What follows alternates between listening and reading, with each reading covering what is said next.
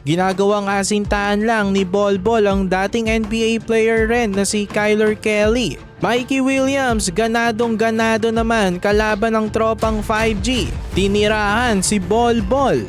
TNT tropang 5G versus Converge Fiber Xers. Unang pagkakataon na makakalaban ni Mikey Williams ang kanyang dating koponan na kung saan nanalo siya ng 2 kampyonato at 2 finals MVP. Pero yun nga lang, must win sa kanilang game na to. Parang do or die na. Ang kanilang makakalaban pa ay isa sa mga hottest teams ngayon.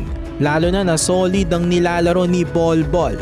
First quarter naka-layup agad itong si Bolbol. Ito naman, NBA player kontra sa NBA player. Bolbol tinirahan lang ng harap-harapan itong si Kyler Kelly. Low scoring nga itong game. Nagtapos lamang sa 19-15 labang ang TNT. Second quarter, the Beast Calvin Albueva naka-3. Nakagawa nga ng massive run itong Fiber Xers. First points naman ni Bolbol dito sa second quarter ay isang slam dunk. Pero maraming players sa Converge ang gumawa. Bago matapos ang first half, naka-3 pa si Juan Gomez Del Llano. Kaya lamang na lamang ang Fiber Xers at the half, 41-30. Third quarter, humabol na ang TNT.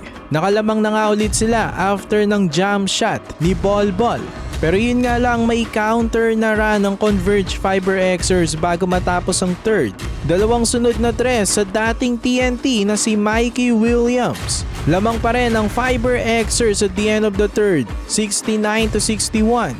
Fourth quarter, sinubukan ulit ni Bolbol buhatin ang TNT. Basket after basket. Yun nga lang, parating may sagot ang Converge down the stretch. Kaya in the end, nakasurvive ang Fiber Xers.